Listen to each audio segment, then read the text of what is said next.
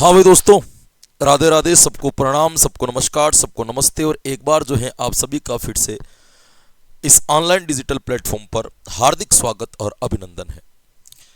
आप सब लोगों को बता दूं कि अपन गणित की विधियां पढ़ रहे थे और मैंने एक क्लास ली थी और मैंने आपको ये कहा भी था कि गणित शिक्षण की आपके एक क्लास और लगेगी। गणित शिक्षण की कितनी क्लास और लगेगी? तो गणित शिक्षण की आपके एक क्लास और लगेगी, ऐसा मैंने आपको उस दिन बताया था। और उसके बाद में फिर मैं एसएसटी की विधियां पढ़ाने लग गया था, तो आपकी विधियां रह गई थी। आज हम उन विधियों को क्या कर लेंगे दोस्तों, यहाँ पे कंप्लीट कर लेंगे। आज के क्लास में आपके हो जाएंगे, लेकिन ध्यान रखना इससे पहले आपको जो हमारी प्लेलिस्ट बनी हुई है शिक्षण विधियां निःशुल्क बैच 2024, वो सारे वीडियो देखने हैं, फिर ये दो क्लासें देखनी है आपको। शिक्षण विधियां निःशुल्क बैच 2024 है ना, ये आपके उस प्लेलिस्ट का आपके नाम है। इस 24 की जगह पे मैं 25 कर दूंगा अभी, है ना। ये आपके उसका नाम है, तो ये ध्यान रखना कि इस नाम से आपके प्लेलिस्ट बनी हुई है। पहले आपको इस प्लेलिस्ट को देखना है और देखने के बाद जो है आपको ये दो वीडियो देखने, क्योंकि बाकी अगर आप या करके यही वीडियो देखोगे तो आपको ये लगने लग जाएगा कि ये तो हमने पहले ही पढ़ रखी है, हम पहले ही जानते हैं। तो बिल्कुल सही बात है, आपने पहले पढ़ भी रखी होगी, पहले आप जानते भी होंगे आपको। हाँ, क्योंकि दो वीडियो से आपकी गणित पूरी नहीं हो जाएगी, वो 35 वीडियो भी इसके अंदर इंक्लूड होगा, तब रीट लेवल 1 की सारी विधियां होगी। क्लियर आपको? रीट लेवल 1 और रीट लेवल 2 दोनों के लिए होती है गणित शिक्षण। लेवल 2 से जो मैथ्स की तैयारी कर रहा है उनके लिए भी गणित शिक्षण है ही है, और आपके लेवल 1 से जो बच्चे तैयारी कर रहे हैं उनके लिए भी गणित शिक्षण तो है ही है। यानी कि दोनों को आपको गणित शिक्षण तो यहाँ पे पढ़ना ही पढ़ना है, ये मान करके चलो।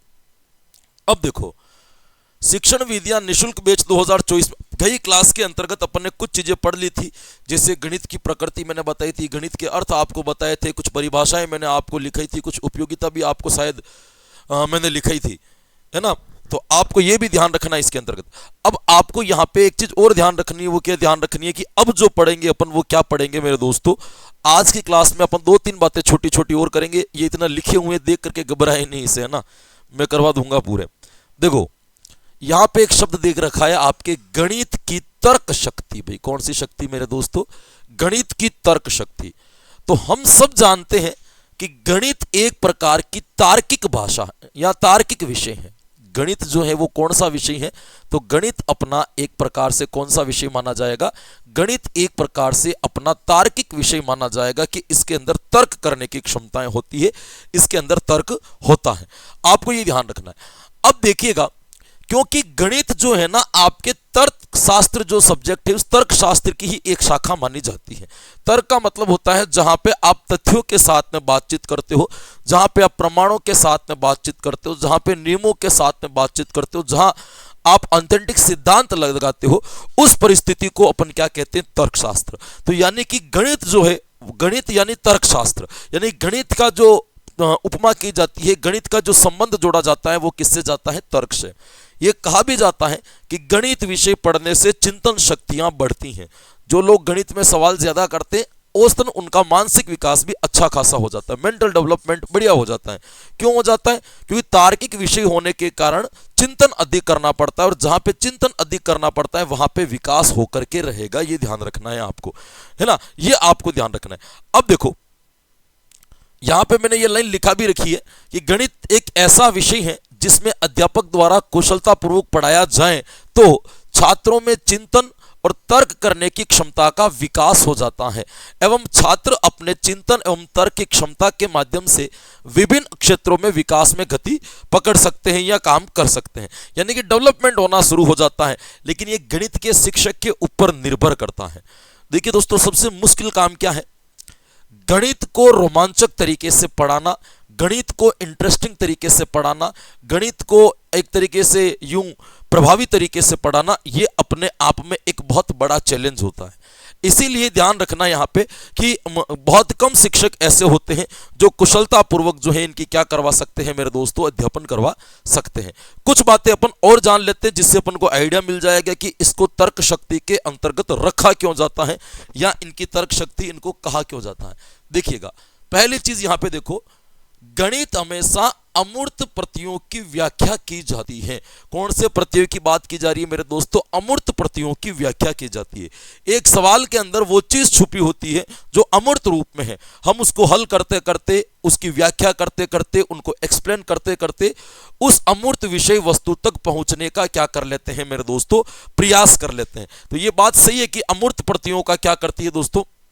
जैसे उदाहरण भी लगा रखा है मैंने, हालांकि कि ठोसों के आयतन ज्ञात करने के लिए जो सूत्र के प्रयोग किए जाते हैं वे अमूर्त ही होते हैं, लेकिन सूत्रों का प्रयोग करने जब वो व्यवहारिक दृष्टि से ठोसों को आयतन की गणना करने हैं तो वो स्थूल रूप में ही बदल जाते हैं। यानी कि सूत्र जो होते हैं वो तो अमूर्त होते, लेकिन जब वास्तविक रूप में हम उसकी प्रक्रिया में लेकर के आते हैं, उस सूत्र के अंदर सवाल को जब भरते तो अपने आप वो चीज जो है वो किस में बदल जाती है? मूर्त रूप में या स्थूल रूप में बदल जाती है। तो ध्यान रखना, एक तो तर्क शक्ति इसको इसलिए भी कहा जाता है क्योंकि ये अमूर्त प्रत्ययों की व्याख्या करती है। एक ध्यान रखना, गणित की अपनी स्वयं की एक भाषा होती है, गणित की एक भाषा होती है ना।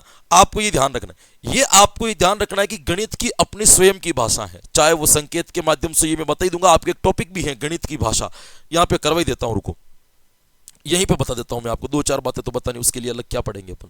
देखो, गणित की भाषा के बारे में बात की जाए कि गणित की भाषा कैसी होती है, गणित की भाषा, तो आपको यहां पे दो तीन बातें याद रखनी है गणित की भाषा के संबंध में।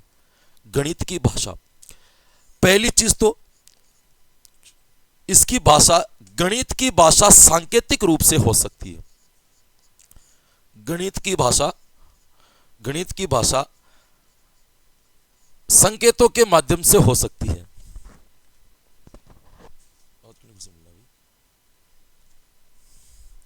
गणित की भाषा जो है वो कैसे हो सकती है? सांकेतिक रूप से हो सकती है। तो गणित की भाषा संकेत के रूप में हो सकती है भाई। किस रूप में? संकेत के रूप में, संकेत के रूप में हो सकती है, हो सकती है। दूसरी आती है, गणित की भाषा सूत्रों के रूप में हो सकती है। गणित की भाषा, भाषा सूत्र रूप में होती है।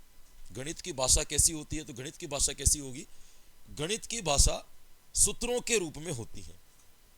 गणित की भाषा सूत्र रूप में होती है, सूत्र रूप में होती है, सूत्र रूप में होती है। एक ये ध्यान रखना। दूसरी आपको ये ध्यान रखना, संकेत की बात करें, जैसे आप गणित में लगाते हो बराबर का निशान कर दिया, ये छोटे बड़े का जो निशान होते हैं, ये सारे कौन से होते हैं? संकेत।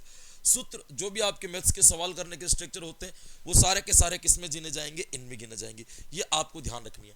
गणित की भाषा स्पष्ट होती है, ध्यान रखना।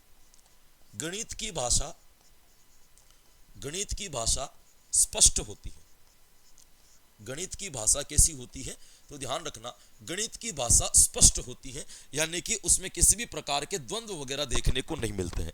गणित की भाषा सार्वभौमिक होती है। गणित की भाषा कैसी होती है? तो क्या याद रखोगे? सार्वभौमिक होती है। गणित की भाषा कैसी होती है? तो ध्यान रखना, गणित की भाषा सार्वभौमिक होती है, ये ध्यान रखना। गणित की भाषा प्रत्यय के रूप में होती है, की भाषा प्रत्यय के रूप में होती है, प्रत्यय के रूप में होती है, रूप में होती है। ध्यान रखना, गणित की भाषा प्रमाणित भाषा है। गणित की भाषा कैसी मानी जाएगी? तो गणित की भाषा आपके प्रमाणित भाषा के रूप में मानी जाएगी, प्रमाणित भाषा है। क्लियर यहां तक? अब देखो, गणित की भाषा में आपके सूत्र पढ़ाए जाते हैं, जो मैं पढ़ाऊंगा भी नहीं वो गणित की भाषा में।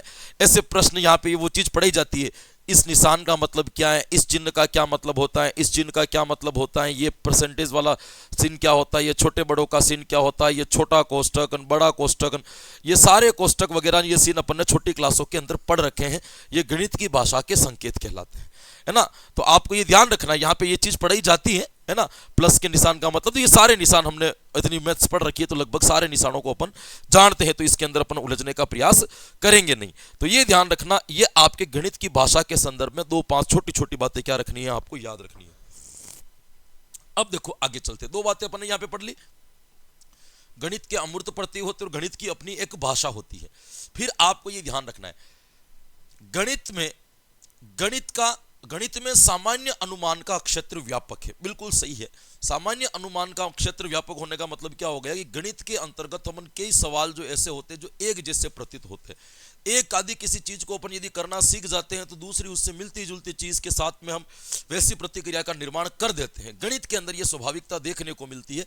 तो यहाँ पे ये ध्यान भी रखना कि सामान्य अनुमान का क्षेत्र व्यापक है। इसमें आगमन और निगमन दोनों विधियों का क्या होता है, समावेश होता है। कौन कौन सी विधियां? आगमन मतलब उदाहरण से नियमों की तरफ भी जा सकते हैं, और दूसरा कौन सा होता है, निगमन की नियम के माध्यम से भी हम उदाहरणों का निर्माण कर सकते हैं। दोनों चीजें इसके अंदर ऐड होती है।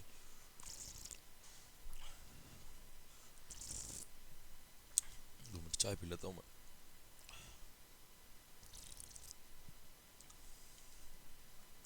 चलिएगा, कोई बात नहीं, समझा भी देते साथ साथ में, है ना। फिर देखिएगा, प्रत्येक ज्ञान को गणित के द्वारा स्पष्ट किया जा सकता है, क्योंकि गणित के अंदर उत्तर निश्चित होते हैं, उनमें किसी भी प्रकार का शक या संदेह नहीं होता है। बिल्कुल सही है।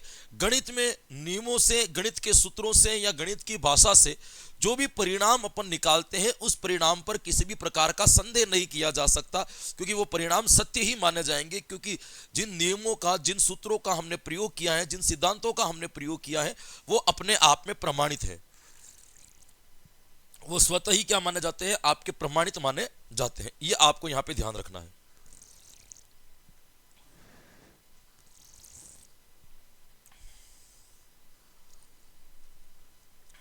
क्लियर यहां तक? चलिएगा, थोड़ा सा अपन आगे बढ़ते हैं।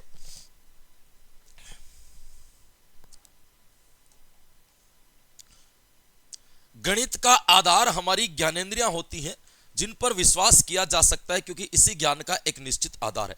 देखो, हर विषय के ज्ञान का आधार ज्ञानेंद्रिय होती है ना। बिना ज्ञानेंद्रियों के द्वारा तो आपके पास में ज्ञान पहुंच ही नहीं सकता है। तो इसीलिए हम ज्ञानेंद्रियों को क्या मानते हैं, हाँ, हमने ये पहले भी पढ़ रखा है कि ज्ञान या इंफॉर्मेशन, सूचनाएं जो भी हमारे पास में आती है वो इंद्रियों के माध्यम से आती है, और इंद्रियां जो है वो क्या मानी जाएगी, आपके इसके महत्वपूर्ण माध्यम एक माना जाएगा। तो ये आपको ध्यान रखना है कि इसका माध्यम जो माना जाएगा वो क्या माना जाएगा, आपके ज्ञानेंद्रिया।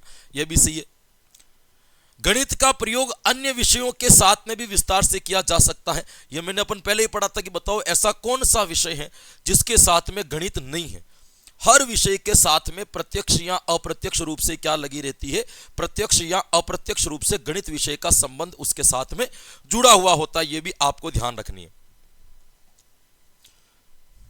इसके बाद में आपको ध्यान रखना है, गणित के अंतर्गत स्थान का मापन, है ना, गणित का आधार है। इसमें वस्तुओं का संबंध तथा संख्यात्मक निष्कर्ष निकाले जाते हैं। ये कहते हैं कि संख्याएं या स्थान मापन आदि गणित विषय के क्या कहलाते हैं, आपके आधार कहलाते हैं। इससे वस्तुओं के संबंध तथा संख्यात्मक निष्कर्ष निकाले जाते हैं। जैसे आपकी संख्या दे देगी 77 है, 75 है, ये गणित के आधार हैं। यदि अगर ये गणित की भाषा नहीं होती या ये चीजें नहीं होती तो हम कभी भी जीवन में आवश्यक निष्कर्ष निकाल ही नहीं सकते। इसलिए भी इसको तार्किक सब्जेक्ट के नाम से जाना जाता है। ये भी आपको क्या करना है दोस्तों, ध्यान रखना है। दोस्तों, गणित के माध्यम से जो निष्कर्ष निकाले जाते हैं उनके आधार पर भविष्यवाणी की जाती है, हमारे उद्देश्यों को पूरा करने में समर्थ है। बिल्कुल सही है। जो भी बड़ी भविष्यवाणी की जाती है, कितने साल बाद ये होगा, या ये घटनाएं, ये प्रक्रिया इसी तरह से चलती रही तो आगे जाकर के ये घटनाएं इस तरीके से घटेगी, ये सारी बातें जो होती है वो किसके माध्यम से होती है, तो गणित के माध्यम से होती है। भाई किसके माध्यम से होती है, गणित के माध्यम से होती है। ध्यान रखना, आवश्यक निष्कर्ष निकाले जाते हैं। दोस्तों, आपको ये भी ध्यान रखना। फिर उसके बाद में दोस्त ध्यान रखना, इसके बारे में ये कोई चीज नहीं है ना। इसी प्रकार से आप गणित की प्रकृति को क्या कर सकते हो दोस्तों, समझ सकते हो कि गणित एक तार्किक विषय है ना, जो सभी जगह पर समान रूप से चलता है। गणित की अपनी एक भाषा भी होती है, गणित का अपना एक मूल्य भी है, गणित का अपना एक संप्रत्यय भी है। गणित के द्वारा जो भी निष्कर्ष निकाले जाते हैं वो स्पष्ट होते हैं। गणित के निष्कर्षों के आधार पर हम भविष्यवाणी कर सकते हैं। संख्याएं जो होती है वो गणित का मूल आधार या मुख्य भाग कहलाती है ना। ये एक प्रकार का ऐसा सब्जेक्ट है जिसका क्षेत्र व्यापक होता है, अमूर्त प्रत्ययों का ये अध्ययन करता है। ये सारी बातें आप ध्यान रख करके गणित तर्क के बारे में जान सकते हो।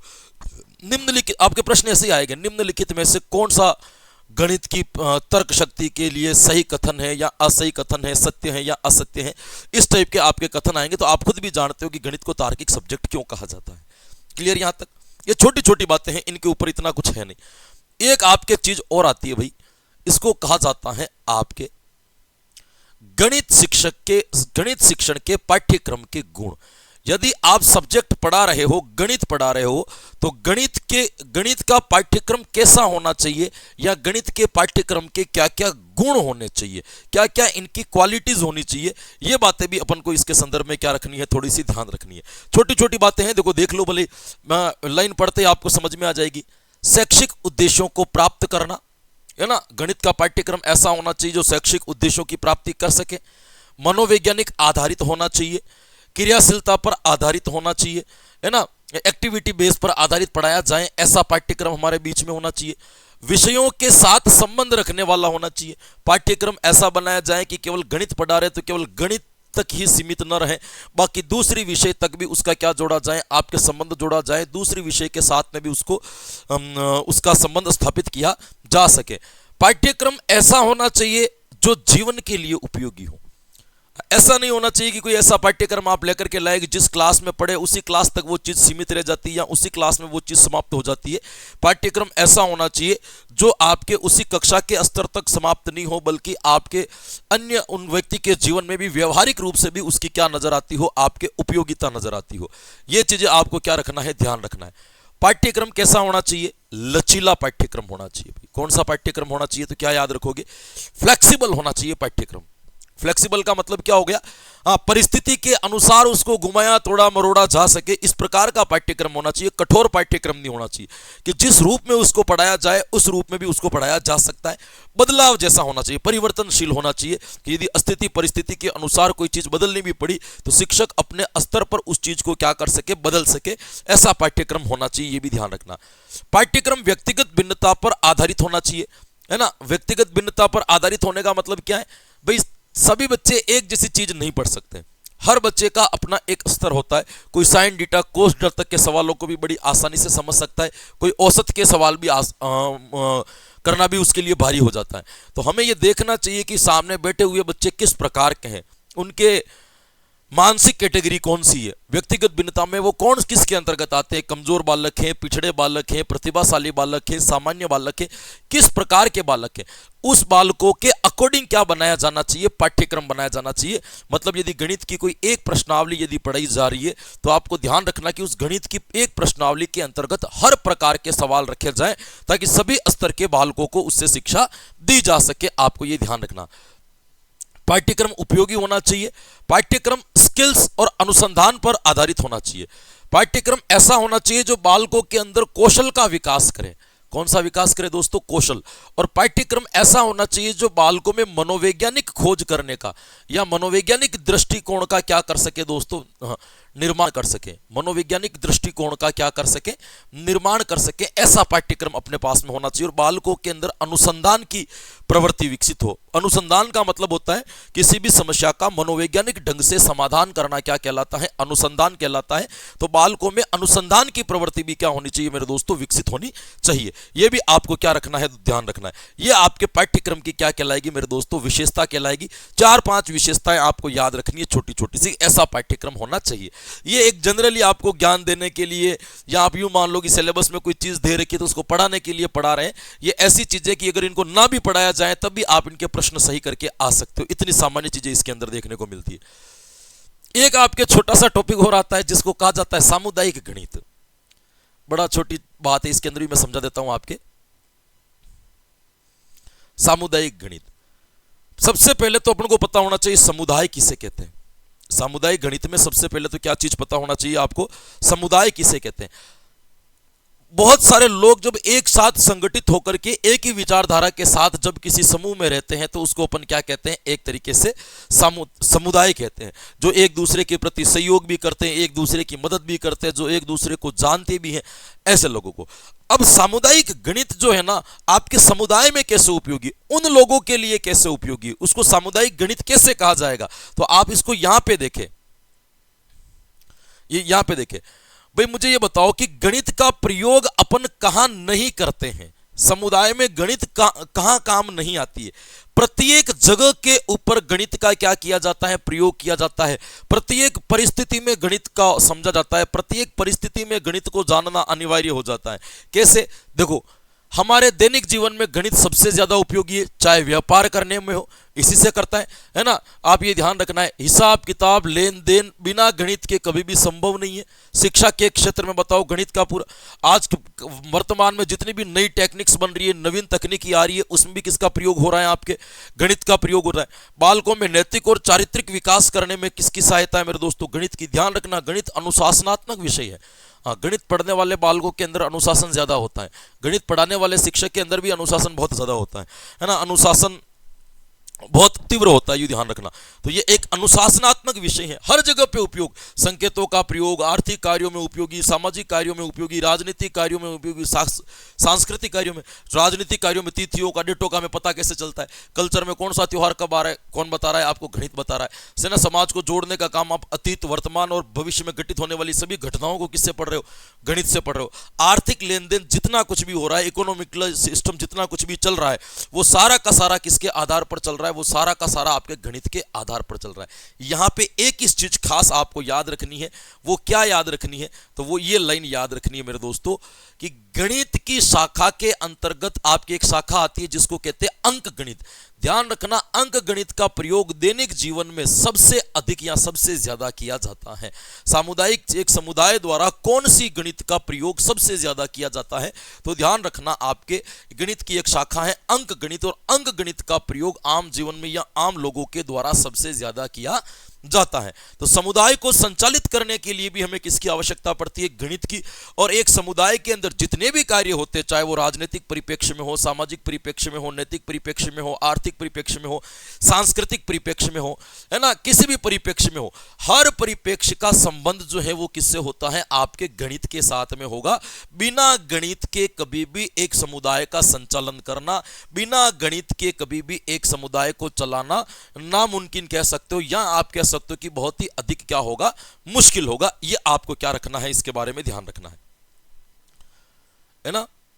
अब और भी बहुत सारी चीजें हैं, इसमें तो जितना पढ़ोगे उतना आपको कम लगेगा। हर जगह पे आपको गणित नजर आएगी। जैसे देखो, है ना, गणित का प्रयोग संप्रेषण में करते हैं, संकेतों के माध्यम से करते हैं, है ना। पुस्तकालय, चिड़ियाघर, संग्रहालय, पंचायत, बैंक, डाकघर आदि ये आपके समुदाय के क्या कहलाते हैं, क्षेत्र कहलाते हैं। उन सभी पर आप जाते हो तो वहां पे कहीं ना कहीं गणित का संबंध आपको यहाँ पे दिखता हुआ मिलेगा, आपको ये ध्यान रखना है ना। विद्यालय स्तर पर सामुदायिक गणित के क्या क्या क्रियाकलाप कराए जा सकते, कि बालकों में समुदाय गणित को विकसित करने के लिए आप विद्यालय में क्या कर सकते हो, तो है ना, गणतंत्र दिवस मनाओ, स्वतंत्रता दिवस मनाओ, तिथियां याद होगी, महापुरुषों की जयंती आती है तो उनका आयोजन करो, जिसकी भी जयंती आती है उनके बारे में कुछ बताओ, है ना, नाटक अभिनंदन करो, गोष्ठियां करो। ऐसे बहुत सारे काम है जो विद्यालय स्तर पर करके बालकों में गणित का विकास किया जा सकता है। ये भी आपको क्या रखना है दोस्तों, ध्यान रखना है। एक 5-7 मिनट का टॉपिक और पढ़ा देता हूं मैं, गणित में त्रुटि विश्लेषण। गणित में त्रुटि विश्लेषण एवं शिक्षण। अब यहां पे एक चीज का ध्यान रखना है आपको, गणित एक ऐसा विषय है जिसमें गलतियों की संभावना सबसे ज्यादा होती है, त्रुटियां सबसे ज्यादा होती है। हालांकि त्रुटि होना कोई बुरी बात नहीं है। यदि कोई बालक गलती कर रहा है तो इसका साफ अर्थ है कि बालक सीख रहा है। यदि कोई बालक गलती कर रहा है तो इसका साफ अर्थ है कि बालक क्या कर रहा है, सीख रहा है। तो त्रुटि करना कोई गलत नहीं है।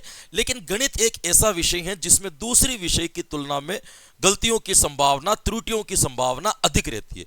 तो गणित में त्रुटि विश्लेषण करें कैसे, ये बालक में कौन कौन सी त्रुटियां आ जाती है, किस वजह से आ जाती है, और उन त्रुटियों को दूर करके बालकों को शिक्षण कराया कैसे जा सकता है। तो पहले तो त्रुटियों का विश्लेषण करेंगे, उनके बाद में क्या करेंगे, देखो गणित के बारे में ये लाइन कहीं भी जाती है, ये देखो लिख भी रखी है मैंने, त्रुटियां और गलतियां गणित सीखने का एक अभिन्न हिस्सा है। यानी कि बिना त्रुटियों के और बिना गलती किए कोई आदमी कभी गणित में प्रखर हो ही नहीं सकता। गणित शिक्षण में त्रुटियां शामिल हैं, ये बात सही है ना। छात्र अपनी गलतियां और त्रुटियों से ही क्या करते हैं, सीखते हैं। जितनी गलतियां करेंगे उतनी उनको अभ्यास अधिक कराया जाएगा, अभ्यास की संख्या बढ़ेगी, त्रुटियां धीरे धीरे कम होती चली जाएगी। यह बात भी आपको ध्यान रखना है इसके अंतर्गत, है ना। ये गणित त्रुटि के बारे में आपको ध्यान रखना है कि इसका एक अहम भाग माना जाता है। अब इतनी बारी सारी बातें वो आपको नहीं पढ़नी, वो बहुत ज्यादा डिटेल्स लिख करके अपनी किताब की तरह नहीं पढ़ेंगे। मूल बात पढ़ते हैं कि छात्र गणित में कौन कौन सी त्रुटियां करते हैं। कौन कौन सी गलतियां बालक के द्वारा गणित शिक्षण में की जाती हैं, गणित शिक्षण में होने वाली त्रुटियां कौन कौन सी है, गणित शिक्षण में होने वाली गलतियां कौन कौन सी है, ये अपन इसके अंतर्गत पढ़ेंगे। देखो, छात्रों को गणित के प्रति एक तो नकारात्मक दृष्टिकोण का होना, हाँ ये बात बिल्कुल सही है दोस्तों। बालक पढ़ना शुरू नहीं करता है ना, उससे पहले वो मान लेता है कि गणित तो कठिन है।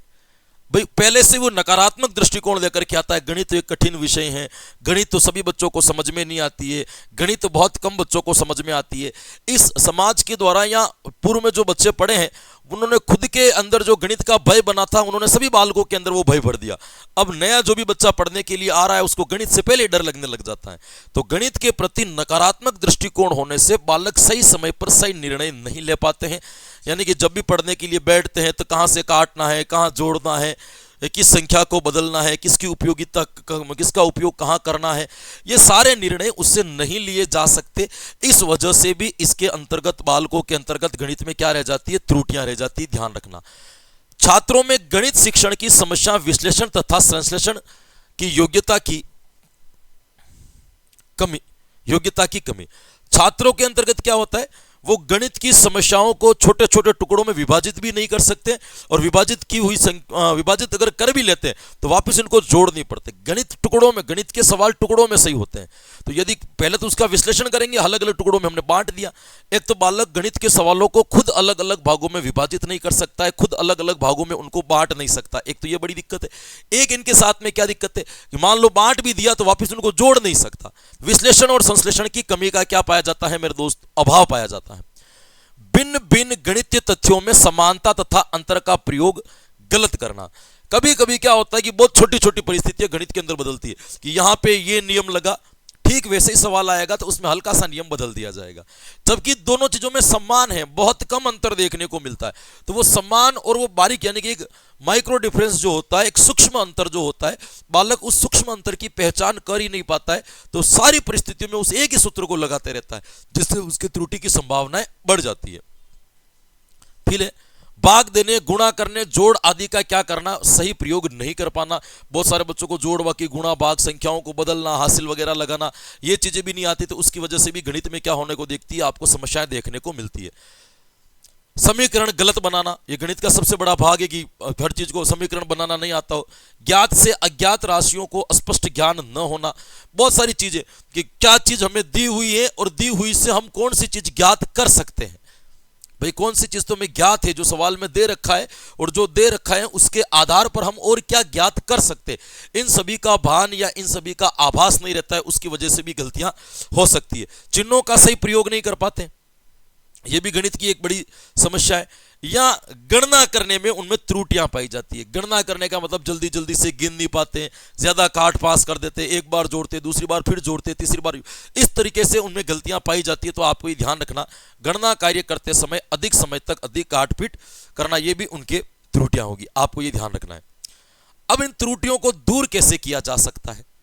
गणित की जो त्रुटियां हैं तो हमें भी समझ में आ गई भी ये गणित की ये समस्याएं हैं, पर गणित की समस्याओं को दूर कैसे किया जा सकता है, दूर करने का क्या उपाय हो सकता है। आप एक शिक्षक होने के नाते बालकों में होने वाली त्रुटियों को कैसे दूर कर सकते हो, है ना, इनकी त्रुटियों को कैसे जो है संभाल सकते हो।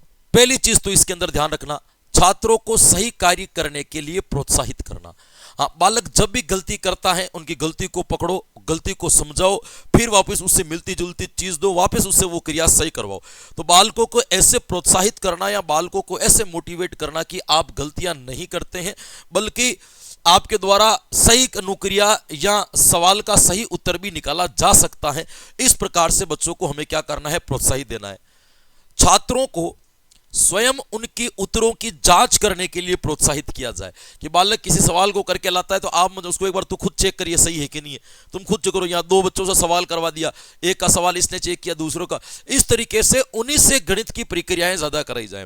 देखो, ऐसे शिक्षक जिनके पास गणित का कोई बच्चा कोई समस्या लेकर के जाता है, कोई सवाल लेकर के जाता है, और वो शिक्षक उस सवाल को पूरा का पूरा हल करके बता देता है, ये उसकी विद्वता है कि वो इस सवाल को हल कर पा रहा है, लेकिन ऐसा नहीं करना चाहिए। बालकों को हल्का फुल्का बता करके, हिंट बता करके छोड़ दिया जाना चाहिए, ताकि बालक अपने स्तर पर उसके उत्तर निकालने का क्या कर सके, अभ्यास कर सके। क्योंकि एक ऐसा विषय है जो प्रयास के माध्यम से सीखा जाता है, एक ऐसा विषय है जो अभ्यास के माध्यम से सीखा जाता है। बिना अभ्यास के या बिना प्रयास के इस विषय को कभी भी सीखा नहीं जा सकता। गणित सब्जेक्ट जो है वो लगभग आपके ऐसा है। फिर ध्यान रखना, गणित के प्रति बालकों में क्या उत्पन्न किया जाए, इंटरेस्ट उत्पन्न किया, रुचि उत्पन्न किया जाए। मैं कभी कभी कहता हूं कि एक अच्छा शिक्षक वो है, एक अच्छा शिक्षक वो नहीं है जो अच्छा पढ़ाता है, एक अच्छा शिक्षक वो है जो बालकों में उस विषय के प्रति रुचि उत्पन्न कर देता है, इंटरेस्ट पैदा कर देता है। क्योंकि यदि आपको, जैसे मान लीजिए हम साइकोलॉजी पढ़ा रहे, यदि आप में साइकोलॉजी का इंटरेस्ट पैदा हो गया ना, तो आप अपने स्तर पर साइकोलॉजी को बहुत बढ़िया सीख लोगे, हम तक आएगी नहीं। कि रुचि का एक कारण है, जहां अभिरुचि होती है वहां पे अवधान की क्षमताएं बढ़ जाती हैं, वहां पे हमारा कंसंट्रेट पावर बढ़ जाता है, और जहां पे अवधान की क्षमता बढ़ जाती है वहां पे अभिक्षमताएं भी बढ़ जाती है। व्यक्ति अपने आप कौशलों का निर्माण कर लेता है, ज्यादा सहायता की आवश्यकता नहीं होती है। तो गणित के अंदर भी बालकों में रुचि उत्पन्न किया जाए, जो गणित के प्रति उनके अंदर भय है, उस भय को कैसे भी करके क्या किया जाए, दूर किया जाए, ये ध्यान रखना। गणित की संक्रियाओं को बच्चे को अभ्यास, बिल्कुल अधिक से अधिक उनको अभ्यास कराया जाए। त्रुटियों का पता लगाना और उसका क्या करना, फिर उपचार किया जाए। अच्छी अच्छी शिक्षण विधियों का सहारा लिया जाए। हर टॉपिक को पढ़ाने के लिए एक बेहतरीन शिक्षण विधि आपको उपलब्ध हो सकती है। तो जब भी आप पढ़ाने के लिए बैठो तो आपको अच्छी अच्छी शिक्षण विधियों का क्या लेना चाहिए, सहारा लेना चाहिए, या अच्छी अच्छी शिक्षण विधियों का क्या करना चाहिए, आपको प्रयोग करना चाहिए। शिक्षण सहायक सामग्री का प्रयोग अधिक किया जाए, बालकों के अंदर इंटरेस्ट बढ़ता है ना। टीचिंग लर्निंग मटेरियल, जब बालकों को आप पढ़ाने के लिए जाते हो तो लर्निंग मटेरियल थोड़ा सा साथ लेकर के जाया करें। टीचिंग लर्निंग मटेरियल जो आपके उद्देश्य प्राप्ति में भी सहायता करेगा, क्लास को प्रभावी और आकर्षक और रोचक बनाने में भी आपकी क्या करेगा, मदद करेगा। ये भी अपन कर सकते हैं। छात्रों में आत्मविश्वास बढ़ाया जाए, कॉन्फिडेंस बढ़ाया जाए। हाँ, सीधे बालकों को कठिन सवाल नहीं दिए जाए, पहले बालकों को सरल सरल सवाल करवाया जाए, क्योंकि सरल सरल उत्तर के बालक जो है ना उत्तर निकालते, और जैसे जैसे उनसे उत्तर निकलेंगे ना, बच्चे धीरे धीरे खुश होते जाएंगे, उनमें कॉन्फिडेंस बढ़ेगा, मैं सीख सकता हूँ गणित, मुझे आती है गणित, मैं ये सवाल कर सकता हूँ। और जब आत्मविश्वास का लेवल एक अच्छे स्तर पर आ जाए तो फिर कठिनाई स्तर को भी धीरे धीरे क्या करना चाहिए, बढ़ाना चाहिए, ताकि वो आत्मविश्वास के सहारे उस कठिनाई स्तर के साथ में भी आत्मसात कर लेंगे, या उस कठिनाई स्तर के साथ में भी अपना संबंध स्थापित कर लेंगे। ये ध्यान रखना है। आपको ये भी ध्यान रखना है, छात्रों को गणना करने तथा अभ्यास पर अधिक के अधिक क्या दिए जाने चाहिए, अवसर। गणना करने के और अभ्यास के मौके बच्चे को क्या मिलने चाहिए, अधिक मिलने चाहिए, अवसर अधिक से अधिक उनको दिए जाए, ताकि बालक गणित को क्या कर सकें, आपके सीख सकें। क्लियर। अब देखो, ये चीजें मुझे पढ़ाने की जरूरत नहीं है, क्योंकि मैंने आपको मनोविज्ञान में पढ़ा दी थी, है ना। जितने भी बच्चे हैं उन्होंने सबने पढ़ी होगी, मैंने आपको। हाँ, ये रोग है मनोवैज्ञानिक जो गणित की अक्षमताएं फैलाते हैं, जैसे डिसलेक्सिया, पढ़ने संबंधी विकार, डिस्ग्राफिया, लेखन संबंधी विकार, डिस्कैलकुलिया, है ना, गणितीय संबंधी विकार। ये ज्यादा इंपॉर्टेंट रखना, इसमें गणना करने में बालक को दिक्कत हो जाती है, गणितीय संबंधी विकार माना जाता है। डिस्फेसिया वाक क्षमता से संबंधित है, डिस्ग्रेक्सिया लेखन और चित्रांकन संबंधी से, डिसआर्थोग्राफिया वर्तनी से जुड़ा हुआ है, ऑडिटरी प्रोसेसिंग डिसऑर्डर आपके श्रवण संबंधी विकार है, विजुअल परसेप्शन डिसऑर्डर देखने संबंधी विकार है, sensory integration and processing disorder इंद्रियों के साथ में समन्वय स्थापित नहीं कर पाते हैं, है ना। आपके ये सारे मैंने आपको लगभग जो है, जो मैंने कब पढ़ा दिए थे आपके, जब मनोविज्ञान के अंतर्गत, इन सब की मैंने आपको डिटेल्स दे दी थी। ऐसी कोई चीज नहीं है जिसके बारे में मैंने नहीं बता रखा। ये रोग पढ़ा दिए मैंने एक ही साथ में, तो आपको अलग से यहाँ पढ़ने की जरूरत नहीं है। आपने वैसे मनोविज्ञान में इनको पढ़ रखा होगा, तो दोबारा इनके ऊपर अपन ज्यादा समय व्यर्थ करेंगे भी नहीं। क्लियर। एक अंतिम टॉपिक आपके और आ जाता है, जिसको कहा जाता है गणित के मूल्य। गणित की वैल्यूज क्या है, गणित के मूल्य क्या है। गणित का सबसे पहला मूल्य आता है जिसका नाम है बौद्धिक मूल्य। बौद्धिक मूल्य क्या करता है मेरे दोस्तों, ये हमारी बुद्धि को तीव्र बनाती है। बौद्धिक मूल्य बुद्धि का विकास करती है ना, अपनी बौद्धिक क्षमता का विकास करती है, बुद्धि की गति तीव्र बनाती है, सोचने समझने की क्षमता में गति बढ़ती है, हमारी चिंतन शक्तियों को बढ़ाती है, तर्क शक्तियों को बढ़ाती है। तो इसका मतलब इसका पहला मूल्य जो आ जाएगा वो कौन सा आ जाएगा, बौद्धिक मूल्य। और बौद्धिक मूल्य क्या कहता है, गणित एक ऐसा विषय है जिसका प्रयोग करने पर किसका विकास होता है, तो किसका विकास होता है मेरे दोस्तों, बुद्धि का विकास होता है। तो मानव के लिए पहला चीज क्या हो जाएगी मेरे दोस्तों, आपके बौद्धिक मूल्य। दूसरा मूल्य आता है, उसका नाम है प्रयोगात्मक मूल्य। भाई कौन सा मूल्य होगा मेरे दोस्तों? प्रयोगात्मक मूल्य। प्रयोगात्मक मूल्य क्या है मेरे दोस्तों? कि जैसे भी आप गणित पढ़ते हो और गणित आने के बाद में आप उस गणित, जो आपने गणित को सीखा है, दैनिक जीवन में आप जैसे जैसे आपके काम की संख्या बढ़ती है, जैसे जैसे आपके क्षेत्र बढ़ते हैं, है ना, जैसे जैसे आपकी उपलब्धियां बढ़ती है, वैसे वैसे गणित के कार्य करने की कठिनाइयां भी बढ़ती जाती है। तो इसमें क्या कर सकते हैं कि पूर्व में सीखी हुई चीज का हम क्या कर सकते हैं? प्रयोग कर सकते हैं। गणित के माध्यम से हमारे जीवन को हम आसान बना सकते हैं। इसीलिए इसको कौन सा कहा जाता है मेरे दोस्तों? तो एक कौन सा मूल्य माना जाता है? तो कौन सा याद रखोगे? एक इनका मूल्य आता है अनुशासनात्मक मूल्य। यह मैंने बात अभी आपको बता दी कि जो बालक गणित को पढ़ते हैं उनके अंदर अनुशासन बहुत ज्यादा होता है। वो सूत्र को एक डिसिप्लिन के साथ में सवाल को सही करते हैं, तो उससे उनके अंदर स्टेप टू स्टेप क्रमबद्ध व्यवहारिक तरीके से कार्य करने की क्षमता विकसित हो जाती है। अब परिस्थितियों पर नियंत्रित करने की या परिस्थितियों को अपने नियंत्रण में करने की क्षमताएं उनके अंदर क्या हो जाती है? विकसित हो जाती है। मतलब ये बालक जो है वो क्या कर सकते हैं? आपके अपने इमोशंस वगैरह को कंट्रोल कर सकते हैं। जैसे आधे घंटे तक गणित के सवाल किए जा रहे हैं और गणित का उत्तर नहीं निकल रहा है, तो बच्चा घबराएगा नहीं, बल्कि उसके आधार पर क्या करता रहेगा? प्रतिक्रिया करना प्रारंभ करेगा। तो ये आपका कौन सा मूल्य कहलाता है? तो कौन सा मूल्य कहलाएगा? अनुशासनात्मक मूल्य। गणित का नैतिक मूल्य कहता है कि गणित से बालकों में नैतिक विकास भी होता है। कौन सा विकास होता है मेरे दोस्तों? नैतिक विश्वास भी होता है ना। जैसे ईमानदारी, कर्तव्यनिष्ठता, सच्चाई, मेहनत, क्रमशील, नैतिक मूल्यों का भी इनके अंदर क्या होता है? आपके विकास होता है ना। अब गणित पढ़ने के द्वारा कि इसमें बालक किसी भी नियमों पर अड़िग रहना, अपने अंदर कॉन्फिडेंस लाना, सवाल को सही करने पर आत्मसम्मान की वृद्धि करना वगैरह वगैरह, ये जितने भी करते हैं उससे नैतिक मूल्य भी बढ़ते हैं। और नैतिक मूल्य के साथ साथ में बालकों में कौन से मूल्य की भी विशेषता बढ़ती है? तो दोस्तों आपके बालकों में एक और मूल्य की भी वृद्धि होती है, जिसका नाम क्या है? सामाजिक मूल्य। भाई कौन सा मूल्य होगा? हाँ, सोशलिटी भी क्या होती है आपके गणित के अंतर्गत बढ़ती है, या आपको ध्यान रखना है, क्योंकि गणित पूरा जो है वो समाज से ही जुड़ा हुआ है। गणित की जितनी भी क्रियाएं हैं वो सारी समाज से, बिना समाज के तो गणित का अस्तित्व ही क्या है? तो इसीलिए इसका सामाजिक मूल्य भी कहलाता है। एक होता है सांस्कृतिक मूल्य। हाँ बिल्कुल, आपके गणित जो है वो कल्चर को सुरक्षा प्रदान करती है, कल्चर को बढ़ावा देती है, कल्चर को वृद्धि करने में, कल्चर को अपडेट करने में, कल्चर को परिमार्जित करने में जो है आपके किसकी भूमिका रहती है? तो किसकी भूमिका रहती है? आपके गणित की भूमिका रहती है। यह भी सही है। गणित में कलात्मक मूल्य, बिल्कुल गणित एक कला है, यह बात बिल्कुल सही है। इसीलिए आपने कई बार देखा होगा जिन बच्चों को गणित अच्छी लगती है, गणित की एक खास बात है, जिनको गणित आती है उनको पूरी आती है, जिनको नहीं आती है उनको नहीं आती है। यानी कि जो बच्चे गणित के अंदर सवाल करते हैं, या तो उनको गणित क्या आती है? आपके 100% आएगी, वो सारे सवाल कर लेंगे, और अगर नहीं आएगी तो उससे 10-20 सवाल भी नहीं हो पाते, तो आधी अधूरी कभी नहीं आती है। इसीलिए गणित में जो इंटेलिजेंट बच्चे होते हैं वो गणित में होते ही होते हैं। तो गणित के मध्य वाला मामला बहुत कम है कि थोड़ी थोड़ी आती है, वो थोड़ी थोड़ी से सवाल सही होती ही नहीं है। तो ये गणित का एक मूल्य कहलाता है। कौन सा मूल्य कहलाएगा? कलात्मक मूल्य। और कलात्मक मूल्य क्या कहता है? कि जिसको भी गणित आती है उसको पूरी आती है ना। गणित के सवाल करना एक कला है, एक प्रकार का आर्ट है। फिर देखिएगा एक आता है आपके जीविकोपार्जन मूल्य। यह बात बिल्कुल सही है। गणित में रोजगार की संभावना बाकी सभी सब्जेक्ट की तुलना में ज्यादा है। आप विद्यालय स्तर पर भी देख लो गणित की कितनी महत्ता है। गणित के टीचर्स की वैल्यू बहुत ज्यादा है। गणित चाहे तो टीचर्स अधिक से अधिक, सरकारी नौकरी नहीं लगा तो ट्यूशंस के माध्यम से, अकेडमियों के माध्यम से पढ़ा करके भी बच्चे इकट्ठे कर लेता है, क्योंकि गणित के टीचर को बच्चे ढूंढने नहीं जाने पड़ते, बच्चे ढूंढते ढूंढते गणित के टीचर के पास आते हैं। गणित सब्जेक्ट ही ऐसा, मैंने कहा ना, कला है, आर्ट है। हर किसी को आती नहीं है, जिसको आती है उसको ढूंढते ढूंढते पहुंच जाएंगे उनके पास में। इसीलिए यह कहा जाता है कि इसी का जीविकोपार्जन भी मूल्य है, कि इसमें आपके व्यवसाय के संबंध थोड़े से क्या होते हैं? अधिक बढ़ जाते हैं। ये विषय हमारे अंदर कौन सा दृष्टिकोण विकसित करती है? तो ये भी ध्यान रखना, ये सब्जेक्ट हमारे अंदर वैज्ञानिक दृष्टिकोण का क्या करता है? विकास करता है। वैज्ञानिक दृष्टिकोण का मतलब क्या हो गया? हाँ, हमारी थिंकिंग, हमारे सोच को क्या करता है? ये बदलता है। हमारे विचारों को बदलने की क्या रखता है? ये ताकत रखता है। इसीलिए कहा जाता है कि इससे वैज्ञानिक दृष्टिकोण का भी क्या होता है मेरे दोस्तों? निर्माण होता है। दो मूल्य आते हैं, एक होता है आपके अंतरराष्ट्रीय मूल्य और एक होता है राष्ट्रीय मूल्य। राष्ट्रीय मूल्य नहीं लिख रखा है, अंतरराष्ट्रीय लिख लो। गणित एक ऐसा विषय है जो एक देश का दूसरे देश के साथ में संबंध स्थापित करता है। रुपयों को डॉलर में चेंज करवाना, डॉलर को रुपयों में चेंज करवाना, किसकी आवश्यकता पड़ेगी? गणित की। तो इसका मतलब यह हो गया कि गणित हमारे अंतरराष्ट्रीय संबंधों को भी क्या करता है? मजबूती प्रदान करता है। गणित से हमारे अंतरराष्ट्रीय संबंध जो है वो भी क्या होते हैं मेरे दोस्तों? मजबूत होते हैं। ये ध्यान रखना। ये तो खैर क्या ही बताए, लेकिन पढ़ लो चलो, है तो कोई बात नहीं, इतना पढ़ लिया तो इनको ही क्या छोड़ना। लो बताओ गणित शिक्षण की महत्व क्या क्या है।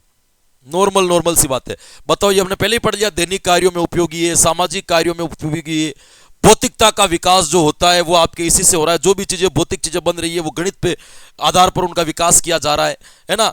आप भौतिक सभ्यता की रीढ़ कहा जाता है गणित को, अन्य विषयों के साथ में शिक्षण करने में उपयोगी, ये सारी चीजें अपन ने पढ़ ली। सांस्कृतिक विकास कर सकता है। एक चीज और ध्यान रखना, अवकाश का सदुपयोग करने वाला विषय कहा जाता है गणित को, है ना। आप घर पर बैठे और आपको छुट्टी और टाइम नहीं निकल रहा तो गणित लेकर के बैठो, 10 सवाल करोगे तब तक 3-4 घंटे निकल जाएंगे। नए नए जब अपन सीखते थे विद्यालय में, तो गणित में इतना सामर्थ्य है कि वो दिन भर तक आपको समय निकाला जा सकता है, सदुपयोग करना भी सीख सकते हो, है ना।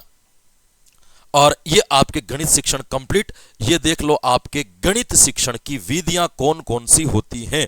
आगमन विधि, निगमन विधि, विश्लेषण, संश्लेषण, अन्वेषण, प्रयोगशाला और खेल विधि, ये किसकी कहलाती है? आपके गणित शिक्षण की विधियां कहलाती है।